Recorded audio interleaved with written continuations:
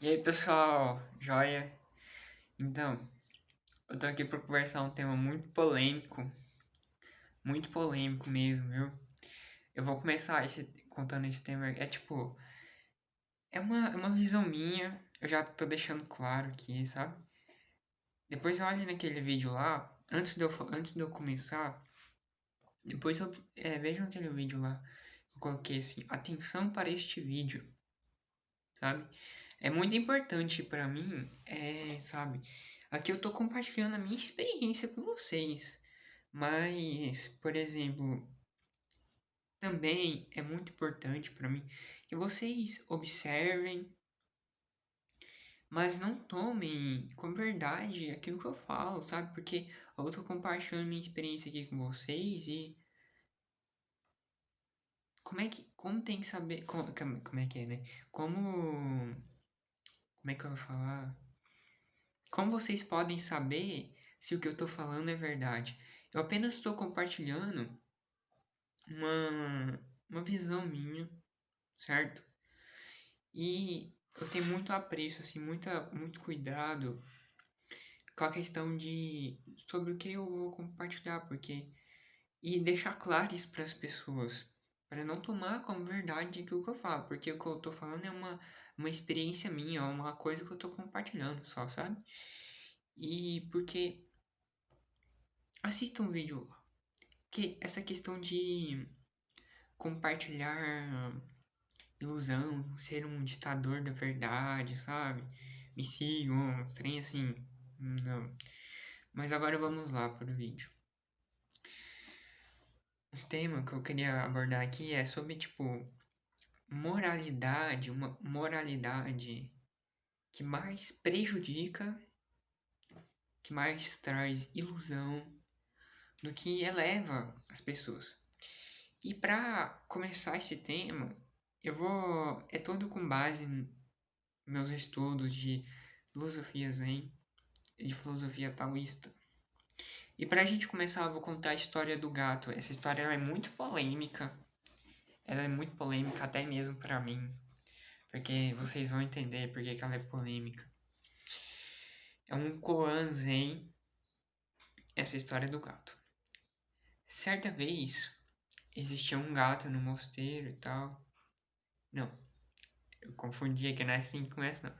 Certa vez tinha um mestre e tal, aí ele tinha que fazer uma viagem. Aí ele deixou um outro mestre por conta lá do mosteiro e tal. E esse mosteiro tinha duas alas. E nesse mosteiro também tinha um gato que ficava indo lá, depois ia para outro lugar e tal, pá. E aí, é... tava tendo muita discussão, né, entre os monges lá e tal. Ah, o gato é meu. Gato não, o gato é meu, que sei o quê. Sai fora, eu te deixo o gato, tal. Tava tendo muita discussão. Aí o mestre olhando essa discussão lá, quem queria ser dono do gato e tal. Aí falou assim, pera aí, né? Aí pegou um facãozão lá, pegou o gato, falou pro discípulo assim, ó, me falem uma palavra certa para não cortar esse gato no meio. Aí os discípulos ficou tudo pasmo, assim, falou, meu Deus do céu. Não, eles não sabiam o que fazer, ficou tudo em choque. Aí, pá, o mestre cortou o gato no meio. E esse ficou mais em choque ainda, ficou, como assim, mestre, cortou o gato no meio? Não sabia o que falar. E aí, né, deixa, né? Aí passou um tempo e tal, o outro mestre chega. Aí não deu outra, né? Os discípulos chocados lá com o mestre cortou o gato no meio e foi lá no outro mestre. Falou, ô mestre, você não sabe o que aconteceu aqui. O outro tal que você deixou aqui olhando, ó, pegou o gato, pá, cortou o gato no meio. Aí o mestre olhando que eles tudo falando pro mestre, né? Cortou o gato no meio. Aí ele olhou pra eles, começou a rir, rir, rir, rir, pegou a sandália, colocou na cabeça e saiu rindo. E essa é a história. Eu quero começar esse diálogo com vocês, comentando sobre isso. Bom, imaginemos o seguinte, que você viaja para outro país e você não entende nada da língua deste outro país.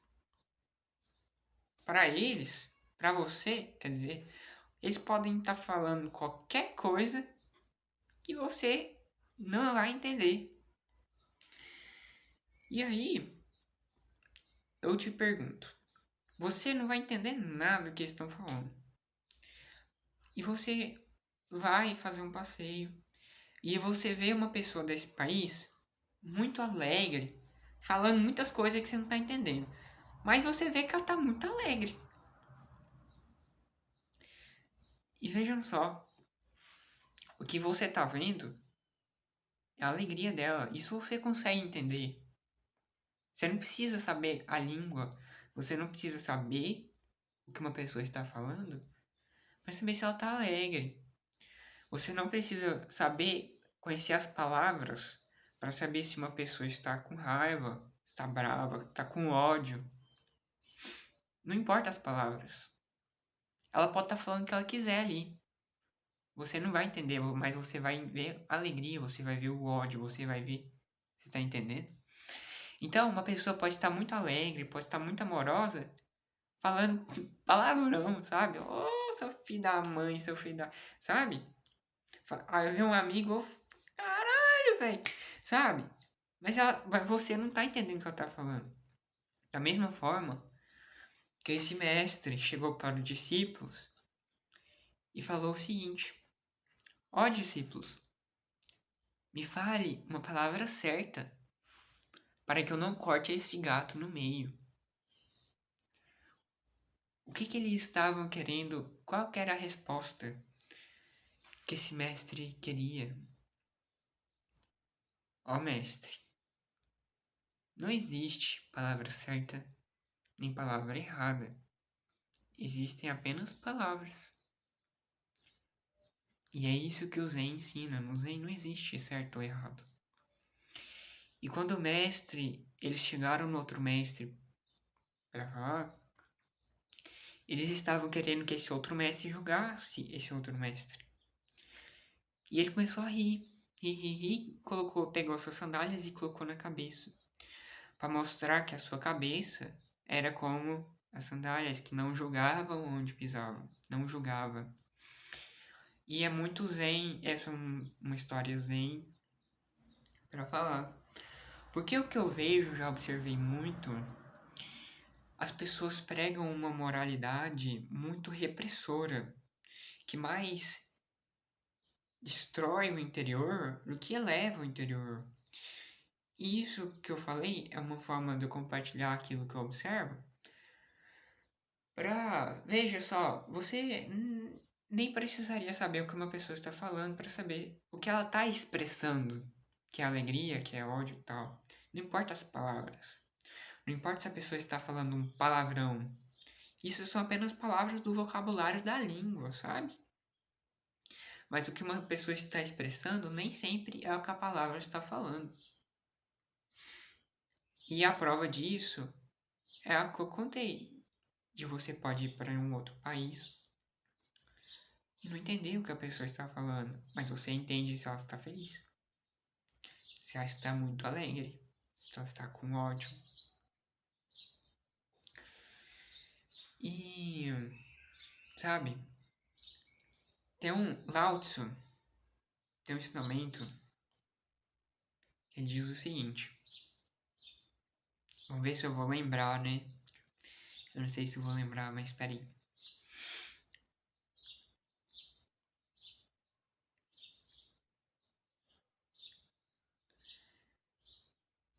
Eu não lembro exatamente as palavras, mas como eu conheço um pouquinho do taoísmo, eu vou compartilhar, assim, um pouco do pensamento.